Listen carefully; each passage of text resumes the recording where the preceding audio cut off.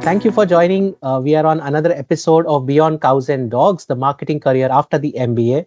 Today we have Mr. Anupam Joshi. He did his MBA in 2005 from SP Jain Institute, and post MBA he's done a lot of sales, and it's both B2B and B2C. He's now in marketing. He works as senior vice president in a media company. Uh, Anupam, thank you for being here. Thank you, Nirav. Lovely, always lovely. I really appreciate this initiative that you've taken to sort of, give content out to budding marketers, budding sales guys, and give them insights. And happy to be here to offer whatever experience that I can share. Awesome. So let's begin with your career. Your LinkedIn profile says that you worked a little bit even before you did your MBA. So take us through your job profiles, especially your sales experience, and tell us what do you do now? Sure. So I did my engineering. I was a batch of Y2K, which was the year 2000, right? And then immediately after that, when most of the people were joining software in hordes, my dream job was to join a mechanical company, which was Myco Bosch at that time. Now it's become Bosch. And I joined as a technical graduate trainee, right? And there you go through the shop floor. And it's a very educative program. Honestly, if I have to confess, my real engineering happened in the first 6 months of the training program where I actually worked on CNC machines, lathe, stuff like that, outside from the academic engineering college. And that's what industry does, right? It evangelizes you immediately. So that was a great training ground. I think it's a lovely, sort of training program which they had for us, and really blessed and privileged to have been part of that. And then I graduated to selling fuel injection pumps. Right. So and that was what I was, right? Even though I was an engineer, it required an engineer to sell fuel injection pumps to the likes of Tata Motors, and Tata Motors was my client. So I had the privilege and opportunity to go to the engineering research center and then work with them. And that time, the country was graduating into Bharat stage 2 norms and stuff like that. So how our fuel injection pumps could adapt to that, the pricing, the build, the engineering testing. So that was what I was doing. So that was about for 2.5 years. And at that time, the broad thing was, yaar, MBA karna hai, we have to get into business, we have to do, you have to be in business. And if I have to be honest, with you, with and everybody on the podcast, it was driven more by lifestyle and a higher salary, honestly, than the drive to be in a business, right? Honestly, at that time it was more, I guess I was more impressionable at that time, and that's what was the drive. And you're all competing on what salary, where, and all that. It's only when I think when we got into the MBA college is where the distillation started happening. Okay, I need to do marketing. I need to, major in marketing, and what are the kind of companies I can look at, and what does marketing entail is really when it dawned on me, right? And of course, you went through a great 2 years of the MBA experience, after which I joined, Castrol as my company. And again, I joined as a management graduate trainee. Again, 9 years of beautiful experience, my training ground. I owe a lot to the brand to have learned my skills around B2B and B2C sales, as well as marketing. I became a brand manager, product manager. And post Castrol, then after 9 years, I decided to take a punt outside and went to Stanley Black and Decker, which was a power tool industry. So and again, so from selling auto lubricants to selling power tools and hand tools. And then within 2 years, again, I made a flip and came to the media industry, where I joined Star India to join their distribution team for 1 year. And then I came into Star Sports to sell IPL and cricket and Kabaddi and ISL. And then again in 3 years, I again adapted and jumped to the newly formed sports seat in Geo Cinema, where I got the opportunity to set up that new platform. And here I am since then, right? So it's been a roller coaster. Wow, that's quite a roller coaster. Yes, we come to the sports part in a bit about the TV, business, but let's start right from the beginning. And here I want you to help me bust some of the myths of the marketing profession. When we are taught in marketing, and I'm sure that would be the case even in your course, most of marketing is taught with examples of FMCG and foods and even a little bit of services. So all the brands are very B2C and very easily understandable. You and I consume them on a daily basis. But most of your first part, if you look at Castrol and Myco Wash as well, a lot of it is industries with technical products. So does it feel out of place when you are trying to practice marketing in these kind of industries overall? What was your experience like?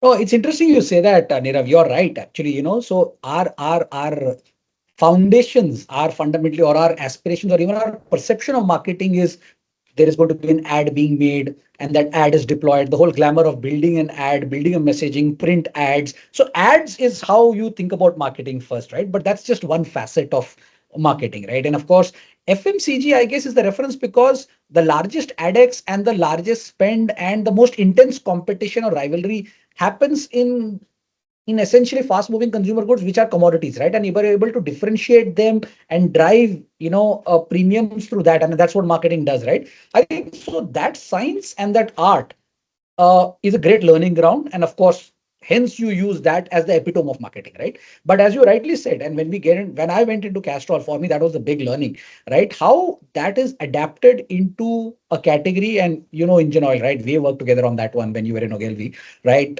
Engine oil is, you do not touch, feel that product, right? And people are, yes, attached to their vehicles, not so much to engine oil as such, right? So the role of marketing, and thanks to me, again, I was privileged to be part of the company which believed that marketing would drive the business. And I think that's a key point, right? Where marketing, when it drives the business, that approach and that flow, right, of building brands, of building a GTM, of going to trade, building differentiation, driving price premiums, all that science adapted to this category is what makes Castrol such a profitable brand today, right? And many companies and categories are now leaning towards that. Otherwise, it's very easy, even in industrial goods, to, if you are commodity fundamentally, you will not get margins, right? There will be many others, right? So if you have to build preference, if you have to build a profitable business, I think marketing, branding has a big role, and which is where these, and Castrol is an amazing brand which sort of brought that alive, right? And I think even in the other business, which is Stanley Black and Decker, it's a powerful brand in the States. In India, it was still, upcoming. And again, that's another interesting category, which is where, architects, plumbers, those are the real users of the brand. And now that do it yourself is coming in. So the role of brand can again shape the outcome and really edge out a first moving competitor or a larger market leader if done right, right? So to that extent, I think adapting marketing to these industries can unlock a lot of value. And of course, while the principles remain the same, you got to adapt it a little differently from how FMCG does it. In fact, you also sold engine oil to farmers for the tractors. So Correct. that probably was an entirely different experience from selling it for bikes or cars, right? Exactly. No, so I was just saying, like you said, right? Again, the nuances there, Nirav, like you mentioned, a tractor's relationship, right? It's a livelihood for the farmer, right? And hence that belief, and again, that's what you learn on the ground when you go, right? So the kind of examples they used, even when you hear the consumer say, it is like blood for the human body. That's what engine oil is to the tractor, right? When you give those analogies, you realize how important that category to him. And if a tractor doesn't work or it stops, the blood has to be pure. I mean, those analogies is, and that when there is emotion, there is brand, right? And that is how you sort of build brands, right? And I mean, and the same thing, of course, bikes and cars, there's a different relationships and a different attitudes towards it. But I think to understand the consumer psyche and attachment, and of course stoke it, accelerate, is, I think, where the role of the marketeer is, right? Very true. Tell us one lesson that has stayed with you from your entire experience of Castrol, Black and Decker, everything. I'll tell you one, I think what I take away from Castrol is the power of the brand, right? And when you understand what is a brand, right? And I think I saw it in action because, I mean, the category, if you remember, was heavily dependent on crude oil. I mean, that's the biggest cost of goods in the value chain, right? And crude oil and base oil would fluctuate with, global events, right? The pricing would jump up and down. And hence, as a business, when your input costs go up, you have to take price increases, right? If you maintain margins. And that's where the real test of a brand. Now, what does a brand do? It differentiates, it gives a competitive advantage, and of course it drives adoption, and it helps you get a share from competition, right? But when we increase prices, and Castrol was anyway sold at a premium, but despite taking rapid price increases, the price, and we've all studied price elasticity, that you take so much, the brand should fall so much. I was amazed that, for every price increase over years that we've taken, the elasticity would be very minimal, right? One would, in FMCG, even a 3 rupees, 2 rupees, 1 rupee price point can tilt market shares here and there, right? But that is where my takeaway was, the power of brand building in a category like us, where it allowed us to take price increases and still not not upset the volume equation as much as one would think in other categories it would. So I think that really, stood out for me. The other piece across the two categories, Nirav, is the concept of B2B2C marketing, right? So there was a while there was a B2C angle to Castrol, but there was also a B2B angle, and even in industrial goods there was a B2B2C. And when I say B2B2C, you are selling into an institution, but your marketing would entail understanding that institution's customers, because finally otherwise you would become again a transactional vendor, right? If you go to a large institution like, let's say, a workshop, or an industrial, or in a, let's say, an industrial, let's say a construction company like Abhinandan Lodha, they would buy a lot of tools for us. But if you are unable to market your tools as the preferred tools for the consumers for them, right? In case of workshops, you would want to influence consumers coming saying, no, when you change the oil, I want Castrol inside it. That demand, if you're able to orchestrate, that is when your immediate B2B guy will see value. Similarly, in a construction, if you influence the contractors and the laborers to say, no, no, we would want to work with this kind of a driller, or this kind of a power hammer, that I think was and something aspect which again you have to orchestrate as a marketer and to think differently, are my takeaways from this industry. I'm just curious, what kind of, when you say B2B2C, or even, talking to farmers, any part of it, what kind of media gets employed? I'm sure a lot, TV would be a very small or probably even zero as part of your media spend. So what would you use? No, so that's what I'm saying. I think you will not have to look at the regular marketing channels, Nirav, and that's what's the exciting part of this zone. And I think this is something which is not taught enough. And now that you say it, I received one, from my alma mater. I had received this query from one of my professors, and she said we do not have enough experience or being taught to be of B2B marketing to our students, right? And we do not have enough examples. And we would like lectures from people like you to come and expose them to B2B marketing, so that they are able to pursue that also as a career, or they are able to understand and adapt to that also as a one. So that's a very interesting one. Now let me just take an example and dwell upon this, right? So you would not look at regular channels, you would look at regular programs, right? For example, let's take this workshop bit, right? Let's say now what was happening is many of these workshops like Navneet Motors, and I'm sure you would have heard this, right? Bafna Motors, these are all dealerships which are big dealerships of automobiles, right? Castrol has a relationship of driving selling engine oils into them, and they sell it to their customers. Now if you want to drive value, right, how do you drive them? I mean, in Castrol, of course, like, lever one, there is a program where higher price engine oils are synthetic oils. So if you're able to and this is the whole node of premiumization, right? Every category is going through premiumization. For engine oil categories, syntheticization is that premiumization, right? So what happens is, but how do you educate that? So you have to educate the customer, you have to educate the workshop staff, because otherwise you customer, if you just tell him, oh, this engine oil costs much, they will not appreciate it. So this entire training program is done by Castrol to the workshop sales aid workers. You train them, explain them, give them sales aid kits, help them with a brochure to enable them to market to their customer. When the customer walks in the car, sir, here you have a choice of this, here you have a choice of this. This is costlier, but the value it gives you is this, this, this, this. That orchestration of that entire program and enabling the B2B guy to do it, right? Because then you are able to get higher value from the customer. The intermediary, which is your institutional guy, they are able to earn a higher margin and a percentage of that. And as a business, both of us are achieving premiumization objectives, right? So that's one lever. The other lever is, let's say, the other thing is, okay, but to influence this also, right? To use data to drive premiumization, you need to influence the owner about this, right? Why is this important? So I think Castrol did a very good program where they also, and what was also happening was, we realized a lot of the old generation owners, right? Their second generation, sons and guys were coming in, and these are aspirational young guys as they come into the business. So we did tie-ups. I mean, not we. I mean, Castrol did tie-ups with institutes like IIM Ahmedabad and ISB to drive courses around service marketing, work with them, took them to our foreign counterparts in UK and US, exposed them to how foreign workshops work, right? And that exposure, and that is where these owners saw value. Okay, this is how a modern garage looks like, right? And then when you work with them, so they value that, they work with you as a partner, and then drive those two initiatives, right? So again, so this is not your regular TVC or trade incentive, but these are ways to influence, this thing. And again, one more example I'll share. When you're working with an HD mining customer, his trucks are there in the mines. He needs his engine and machines to be working all the time, 24/7, because they have projects and they get huge penalties if they ignore. So how as Castrol we can help them? So we put inventory right close to them. We have IoT based programs which are monitoring their engines, which tell you, okay, breakdown is going to come, right? So that analytics of huge value to them, because because if you can prevent breakdown,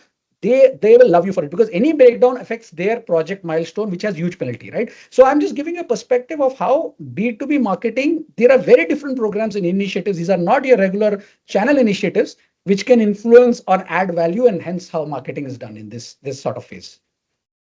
Wow, that's really, really interesting. If I were to put a messaging spin on it, it's almost like saying, um, I'm charging you more because I'm avoiding your future losses as well.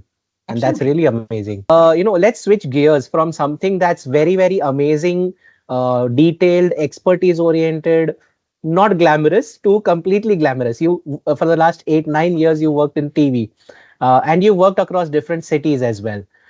Even here, what I found interesting, while you said that you're working on IPL, is that even from a marketing point of view, this product is not really um, something where you change based on consumer needs and pricing, etc. The entire four P's are very different from a TV sales perspective. There is no even uniform product to sell, right? You don't control the product, you can't change anything about the product. So, what does marketing involve in these kind of industries? Yeah, no, it's interesting. So I'll tell you, one would think, what does IPL need require marketing as well, right? No, but I think the question is more nuanced than that. And I'll take a first a consumer perspective, and then I'll take you a customer perspective. And because there are though both the perspectives, at least that's what I was exposed to, and that might be relevant to the viewers over here. See, from a consumer perspective, and let's take my tenure in GeoSim. I think the first thing was, and I rather than you use the word TV, but let me use the word broadcast, because digital is the new way of sort of building out and that was our task, right? In year one, our brief was, how do you drive digital streaming as the preferred adoption for viewing IPL? And we were in this unique situation at that point where Star Sports had the linear TV edition, and streaming was done by GeoCinema, right? Of course, today it's a merged entity, so it's very different. So that was very interesting, because that time the brief was, how do we make digital streaming, the way to access? And that's where the management took a very bold and audacious move of making it free.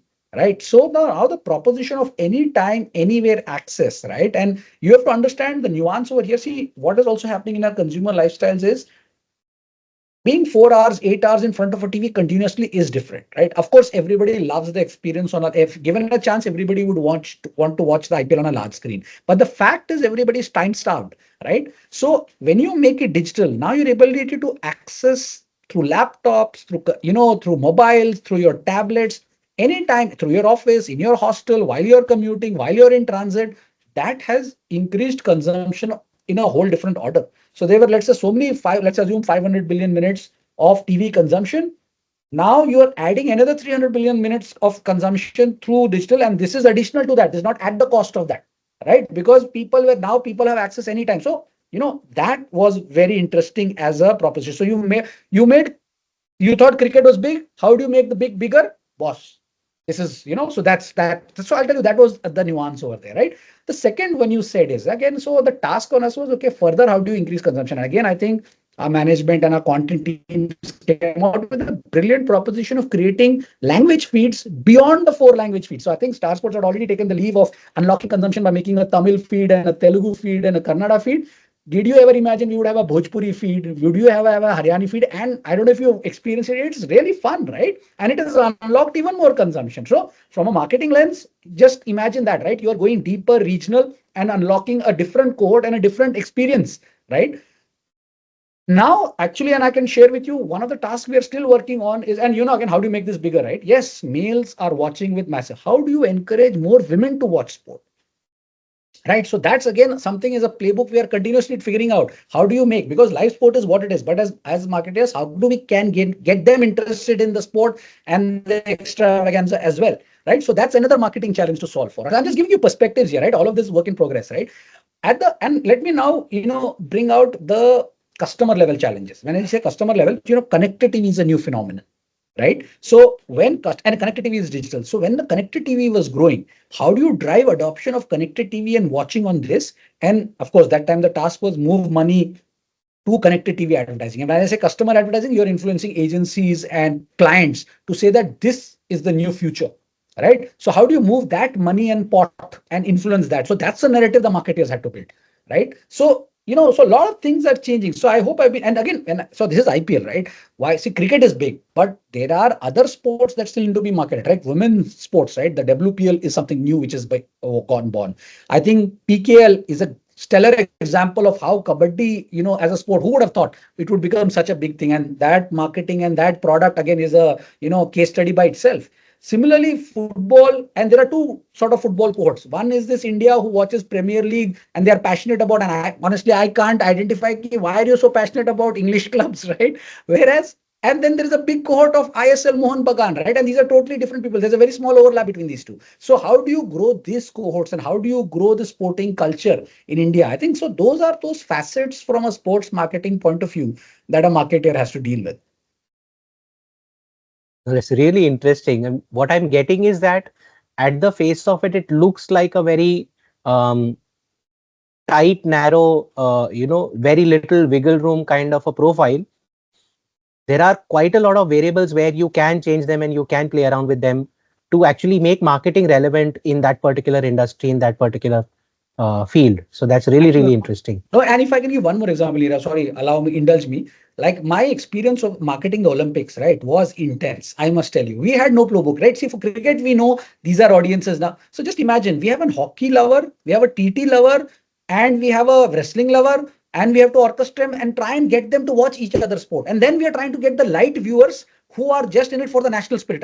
India is going to get a medal, right? So to understand the motivations, okay, I need hockey audiences, I need TT audiences, I need badminton audiences, right? And then there will be somebody who is like in the kayaking guy. I don't know if you remember the rowing guy. He almost came into the top 11. How do you sort of, and then Manu Bhakar shooting, people don't understand that. But then you drive the national fervor. So the marketing challenges, and you see India, it's growing, right? The identity sport is that genre which gets everybody going. It rallies even at 12 p.m. I remember midnight our concurrency hit the highest when Neeraj Chopra was throwing the javelin at 12 in the light, and digital made it possible, right? Every bloody, we can see the concurrency. It is just everybody's tuned in. So there nuances of, okay, the easy ones are the big heroes. Okay, there you have to ensure the time is, everybody's aware about the time. Everybody is aware of the stake. So that's the marketing context. In other words, where you have to build adoption, what can happen? Oh, this is a great sport. Then you're trying to also sell this kid. Oh, Novak Djokovic and Alcaraz is also playing. So there are these minute high moments which you have to market within a period of 15 days, right? So it's a very different marketing challenge and to drive and maximize viewership. So it's a very interesting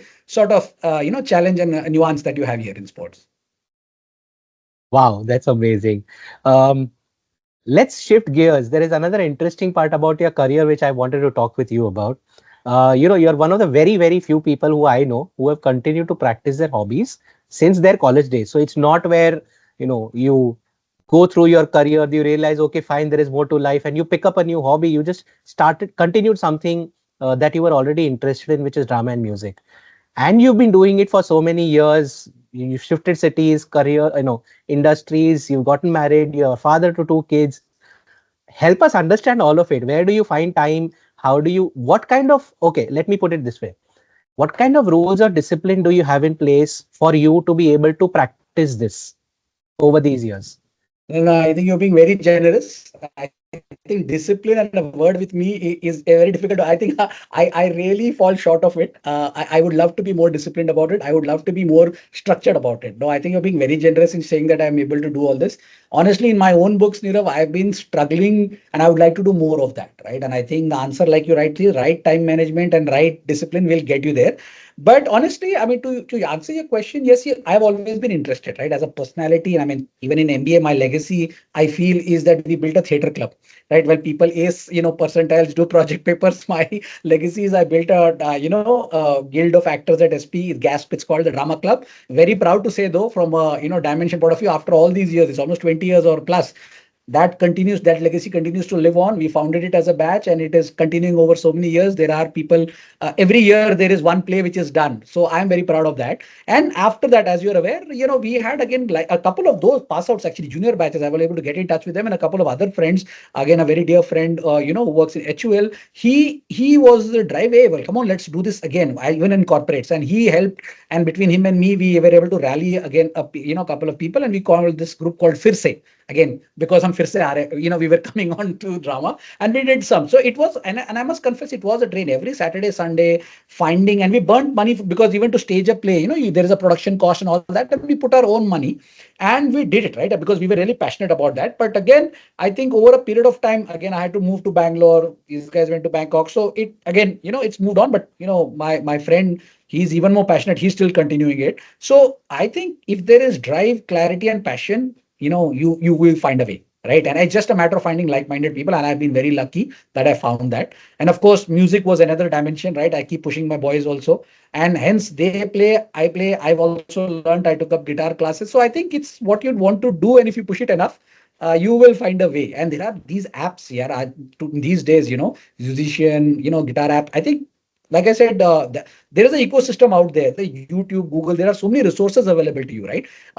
So if there is intent and discipline, like you said, which I'm falling short of right now, but I think it's doable. Anything is doable. And there are people who like marathoners, and I see all around there are much more inspirational stories, right? So I think there is enough evidence to showcase that despite whatever, if you have intent and focus and clarity, these hobbies can definitely be pursued. No, what I'm getting as a simple rule, based on what you chatted with about, is that you combined it with socializing, you combined it with spending time with family, and that is how probably it has survived and grown bigger. Yeah. Were there any tough decisions you had to make, uh, career decisions or even otherwise, so that you could follow these hobbies? Did it involve, let's say, choosing to stay in a city versus moving to a different city or anything, any kind of a tough decision? Touchwood, not yet, Nirav, but let me play it the other way. I mean, if I have to be honest with you, yeah, my choice of moving away from Mumbai to Bangalore, I did get cut off from my drama group, right? And again, I think it's more to do with me that, again, going to new city, I could have easily reached out and again, but somehow I prioritize work and the new, place, and I could not follow drama there. But there I picked up guitar at that point of time, right? So that's me. But my other friends, when they went to Bangkok, I mean, full kudos to them. They created another ecosystem of drama over there as well in Bangkok within an Indian group, right? So I think if I take inspiration from my friend, I think you can, if you are really clear and you're passionate, you will find wherever you go, you can find like-minded people and do it, right? So to that extent, I've been blessed that I've been companies which have decent practices, get your weekends, and they allow you to do this, right? And I think that way I've been, blessed.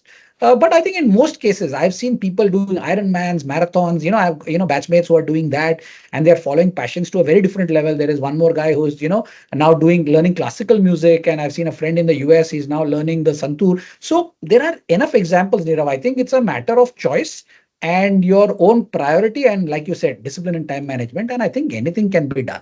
That's my belief. That's great. I mean, for somebody, for me, if I'm looking up to you, there are obviously enough people who you look up to. So probably it's an average of the five people that you stay with. Exactly. Great.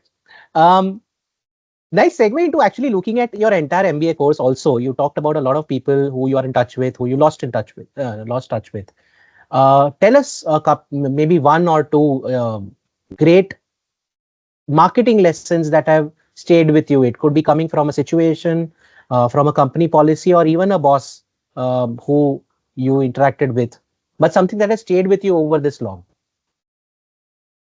Yeah, one marketing lessons, I think we learn it as consumer behavior as academics, right?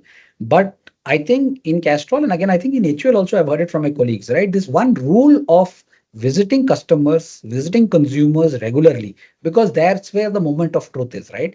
I think a discipline around that, right? In Castrol also, we created this whole, consumer diary for every brand manager, category manager, that they have to do a minimum number of visits, per month, and that diary has to come back with some insights, right? And I think HUL was even more regimented, is what I've heard. There was a practice of, you in a meeting you can speak only if you have a minimum number of hours of consumer work that you have done, right? I think my observation is I think that's something which has got diluted in many new fast stage companies as we are doing fast business, right?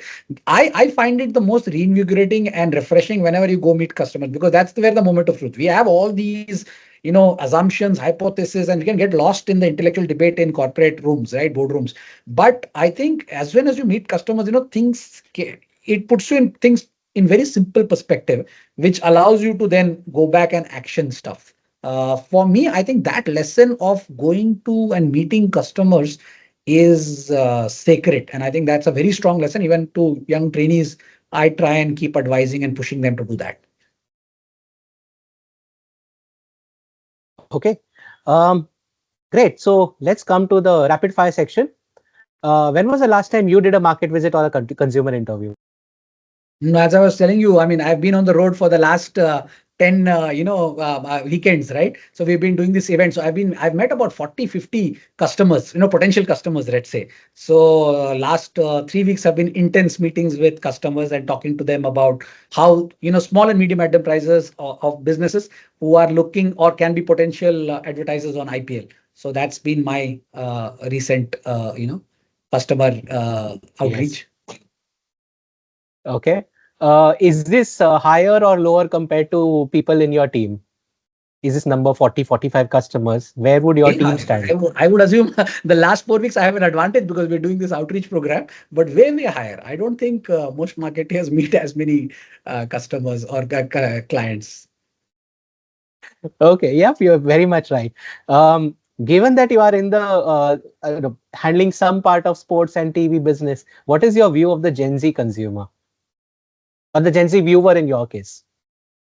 So I so I'm influ I I have a let me start. I've got two Gen Z boys, right? So my first response is exasperation. Yeri, what are these guys about, right?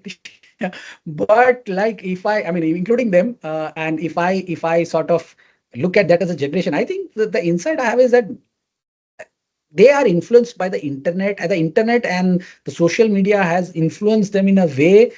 Hence, their paradigms of thinking, thought, aspiration, hero, attitudes, what's right, what's wrong, has been shaped by that, which is where I mean, as a parent, of course, I find them difficult to, understand, digest. But even as consumers, I think some of the thinking, even as I'm meeting customers, young 19-year-olds, 18 years old, coming as founders of businesses are coming up.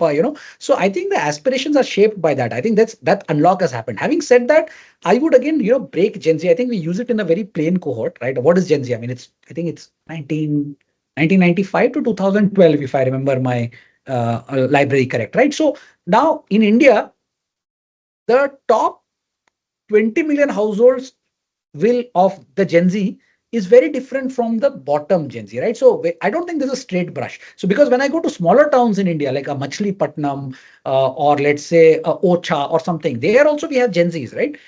Yes, I think the common thread is all of them are shaped by social media in a very different way. So everybody has aspirations, exposure to what is happening in the global world. So their ideas and thoughts stem from there, right? But having said that, the goals, the aspirations, while at a higher order are same, but the reality for them is still slightly different, right? So I still find the Gen Z in the smaller towns in India much more hungry, much more ready to go, much more able to take on, challenges, and a can-do attitude is much stronger. The Gen Z in the tier one, I find a little more, if I might, and again maybe I'm biased with my boys. Their life is very easy, comfortable. They have not faced the rugged of life, if I might say so. So that's where maybe again I just got to disclaimer. I'm biased because of my two boys, and it's the parent in me which might be crying out and expressing this. But that's my view, Diro. I think that's the view of the Gen Z I have. Great. Great. Thank you. Okay. Next one. The last book that you read and how long back was it? Are you a I reader? Yeah, I do. I'm forgetting the author, but because I've been on flights, right, continuously, and I use the flight time to read because, interestingly, it's a non-distraction, right? You're sitting there and you can't go anywhere, so you finish books very fast in that period. So I just read The Stoic Way of Life. I think it was Mulligan. I can't remember the first one, but it was more about a philosophy around Stoicism and the Stoic way of being. That's what I have just read. Okay. The last movie that you watched that you found interesting as a marketer. Movie. I'll tell you what, I mean, as you put this question, more than a movie, and I think you'll allow me, I think a web series, The Patal Lok 2. I don't know if you've seen it, Nirav, but for me, it was, it exposed, I think it was a very well done on how it represents Nagaland, the northeast of India, right? For me, it opened up, right? See, I mean, as a marketeer, I mean, as a consumer, let me say, we club northeast into this one bucket, right? And you realize when they showcase Nagaland in a very different way. And for me, it busted many myths about when I saw the Dimapur railway station, when I looked at the real people, and the comfort with Hindi that they have and all. And that's when I started reading about, and that's when you realize like Northeast then, and for like, it's like consumer cohorting, right? Northeast is not one unit, right? Even in, let's say, even in our marketing, also we take NESA as one cohort. Even in Bark, it's taken Northeast as one cohort. It is not. Assam, Tripura, Manipur, Nagaland are different subsets, different challenges politically, and different nuances, right? And for me as a marketer, again, that again, you should not spray paint. There are you cohorts, and nuances, right? So for me, what opened up, and it's now Nagaland is on my visit list now, because of it opened up even the there is the the cultural heritage of it, the landscape, and I was reading about the Hornbill Festival. So suddenly it opens up a new vista. So it unlocked a very part of India which I was not so deeply aware and appreciative about. So for me, that's the example I'd want to share. Awesome. One favorite quote or movie dialogue that has stayed with you connected again to marketing. Uh, I, mm, what I can recall is what Peter Drucker had said. Mm, uh, Great marketing is when I don't know, I can't recall the exact words, but I think the essence of it was great marketing is when it makes selling superfluous, right? And I think, and that the ultimate example of that is Apple, right? And I think the app, and it's funny because I was talking to a colleague, ex-colleague who was there in Apple, and they told me that that's how even they are structured. So their marketing team, the product design, the pricing, everything is done. Sales job is only fulfillment. It is not pushing sales at all. It is fulfillment. So the job of marketing is to create that aspiration, the demand, and sales is to just ensure fulfillment. They are not allowed to push. There are no trade schemes as such, right, over there.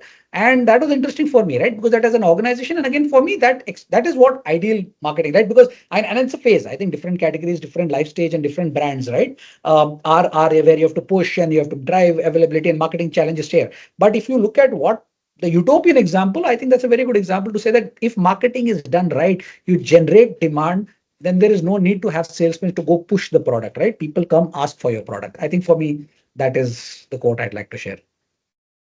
Superb. Um, okay, the last question.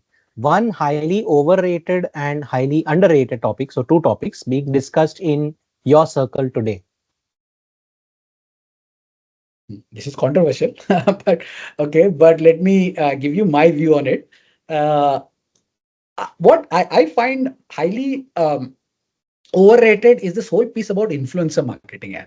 Honestly, I feel in every marketing plan, there's a question. Okay, what's your influencer strategy? I feel that's not the right question, right? You do not need to have an influencer strategy for every marketing plan. You might have a social strategy which might have influencer as part of it, right? Because my view is, see, influencers have a role for certain kind of stages, certain kind of brands, certain kind of marketing challenges, right? But it is not compulsory that you need to have. You might have a social. I think the question is, what is your social strategy is a very relevant one, right? But that does not equate to a influencer strategy. So there are plans where influencer, there are so many reels, there are so many views, and if you look at the engagements, I find we just get lost in the metrics, and I think it's ridiculous. Engagements are chatbot driven likes, and I said, what are engagements? And engagements are just likes, and and even when you look at the comments, none of the comments are actually related to the post or the brand. It is just a random this thing. So I just find this overrated in India. And in India, the numbers are so huge, right, that people get just lost in that metric, and they start thinking that that is the way to build reach, or which my personal opinion is not. It has a role, but I think it's really overrated in the way we go about it, and the metrics that we share. So that's for me. To your point about what is underrated, I think what is underrated, like I said, I think this practice, like I mentioned earlier, Nirav, the practice of consumer voice getting and a process of taking that voice and putting it back into boardrooms and decision making, I think somewhere is underrated, right? So the customer feedback loops that we have, like in typically in companies, it's a brand track, it's a consumer track which is running, but that's done very shabbily. Is if I have to be controversial or really provocative about it, very simple sample size. It's just done as a token thing. I think, and I think in today's world with so many, like, we could have a very complex one of having social media, brand track, consumer market visits by people, researches, secondary researches, all put together and in one go and create a dashboard which is a continuum, which should be happening, which should be posted, which should be discussed in, by marketing teams, marketing heads as a continuous process. I even customer complaints, I see, like, some of them when we put out, right, there are a lot of on your social handles, a lot of people rant about you as well. I think even decoding that has a lot of value. You have a lot of even customer complaints around, oh, this is not working, your UX is not like this, either your pricing, this is not available. I think there is a lot of that which, if it is institutionalized and put in a process, which I think is not done at all or not talked about enough. I think if that is done well, there is a mine of self improvement enhancement, which can be sort of leveraged by the companies and marketers. Okay. I know I said the last question is already done, but because of what you said, it pushes me in one direction. You work in an industry where there is a lot of data available with you. I mean, down to probably the pin code level, the kind of devices, kind of operating systems, everything, right? Um, why do you think that this data is not enough, and where do you think consumer visits, and I'm talking end consumers, so why do you think those qualitative research, face to face discussions, or whichever way you have those interactions, why do you think those are necessary, and how do they complete the picture that data by itself is not able to provide? No, no, good question. And we have this debate internally also. I think, see, if you look at data, a lot of this data gives you the what, right? What is happening? Because finally, as many people we have this debate, it is behavior, right? You cannot question it, right? Earlier researches, what used to happen, you would do a sample and then you would project that onto the universe, right?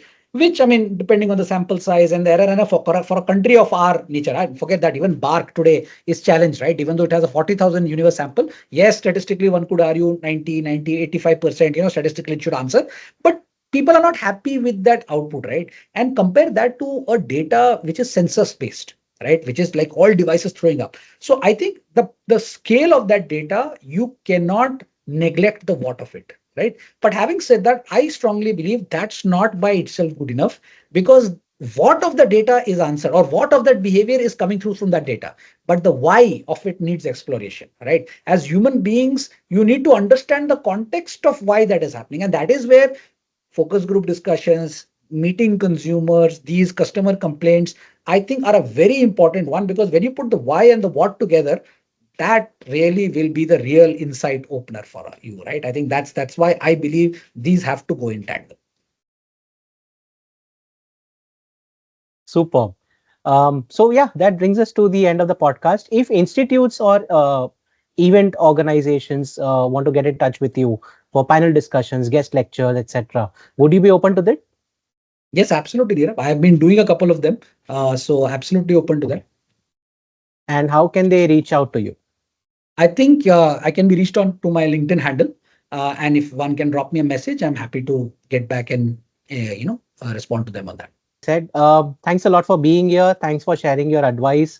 A lot of insights, and it's good that what we learn in MBA in terms of starting with consumer needs still holds true after 20 years of your experience. So thank you very much. Thank you, Nirav. It's been learning part of this. Happy to be part of this and share my experience, and hope it's useful to the viewers. All the best for your future podcasts. Great. Thank you. Bye bye.